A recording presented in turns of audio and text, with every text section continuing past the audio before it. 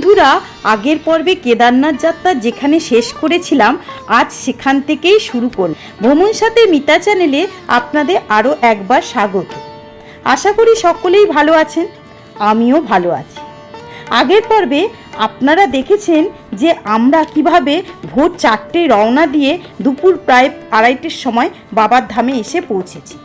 এবার বলি, প্রথমে এসে আমরা বাবার কাছে পুজো দেওয়ার লাইনে দাঁড়াই এবং যেহেতু আমরা গ্রুপে গিয়েছিলাম তাই সবার প্রথমে হেঁটে আমরা কয়েকজন ওই সময়ে পৌঁছাই, আর কয়েকজন অর্থাৎ 3জন হেলিকপ্টারে এসে পৌঁছায়।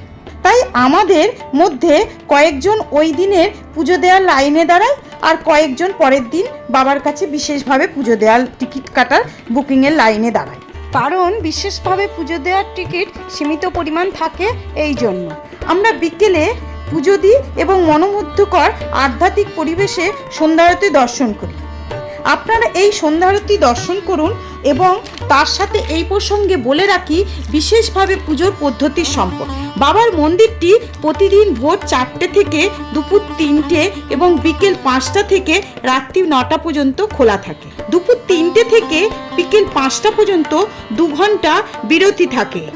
এই সময় বাবার মন্দিরের কপাট বন্ধ থাকে সাধারণ দর্শনার্থীদের জন্য।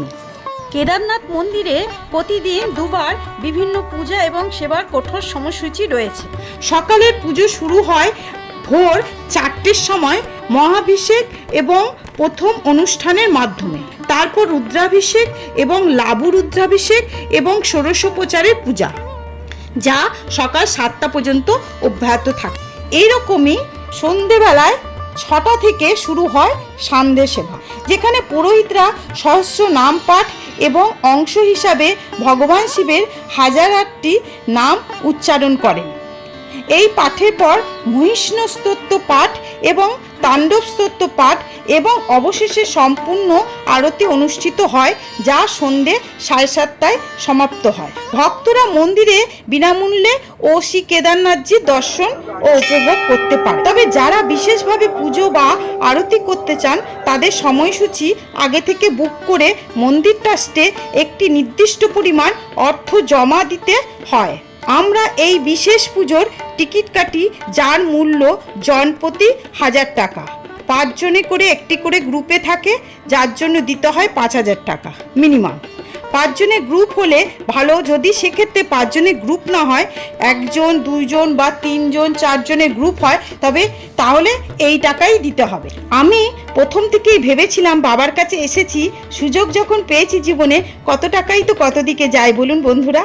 তাই সেবা করার যখন একটা সুযোগ এসছে, সেই সুযোগ হাতছাড়া করতে আমি চাইনি। পঞ্চামৃত যেমন দুধ, দই, শর্করা, মধু, ঘৃত মাখিয়ে নারকেলের জল দিয়ে বেলপাতা সহযোগে ও পুরোহিতের মন্ত্রোচ্চারণের মাধ্যমে পুজো দিয়েছিলাম। আমরা মন্দিরে ঢুকে আমরা প্রথমে দেখতে পেলাম একে একে পঞ্চপাণ্ডবের মূর্তি, দ্রৌপদীর মূর্তি, মা পার্বতীর মূর্তি এবং উঁচু বেদির ওপরে দেবতার দিকে মুখ করে পিতলের ছোট নন্দী। তার সামনে কেদারনাথের পঞ্চমুখী শিব মূর্তি। তাকে প্রণাম করে গর্ভমন্দিরের ভিতরে প্রবেশ করলাম এবং ভিতরেই দেখতে পেলাম বিশালাকার পিতলের প্রদীপ, তাতে অখণ্ড জ্যোতি জ্বলছে।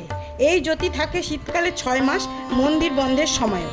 গর্ভমন্দিরের মাঝখানে পাথরের রেলিং দিয়ে চারপাশ ঘেরা জায়গায় কালো পাথরের ত্রিকোণাকৃতি 2.5 হাত উঁচু পরম আরাধ্য জ্যোতির্লিঙ্গ বাবা কেদারনাথকে দেখে তখন সব কষ্ট মন থেকে চলে যায়। সে অনুভূতি ভোলার নয় বন্ধুরা, তখন যেন আমি এক অন্য জগতেই ছিলাম।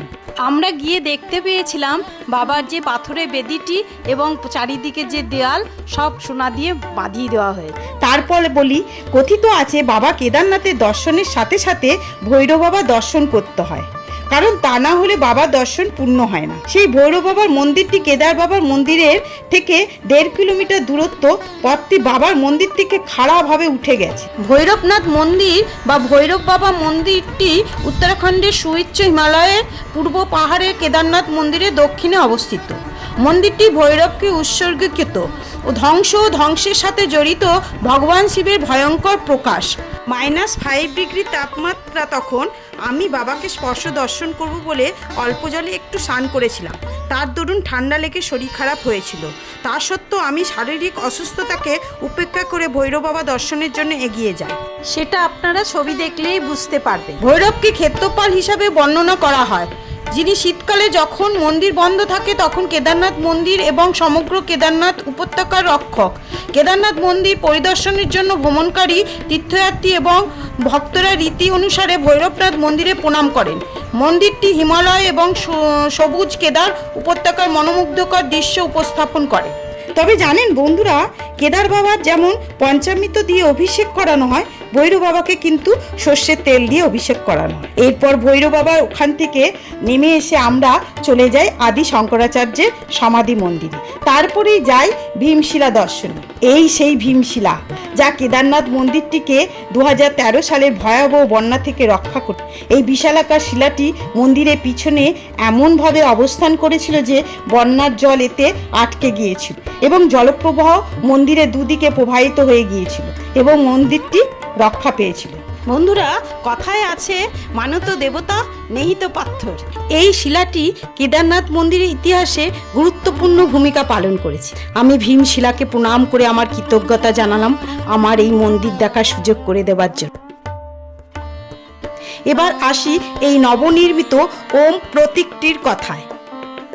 এটি সম্প্রতি তৈরি, যেটি প্রায় 4 মিটার লম্বা ও 3 মিটার চওড়া, যেটি 60 কুইন্টাল ব্রোঞ্জ দিয়ে তৈরি, যা ভক্তদের বিশ্বাসের প্রতিফলন। এবার ফেরার পালা। সেই মতো সামান্য প্রাতরাশ করে আমরা আবার হাঁটা শুরু করলাম। এইখানে বলে রাখি, প্রত্যেকে স্বল্প পরিমাণ খাওয়া উচিত।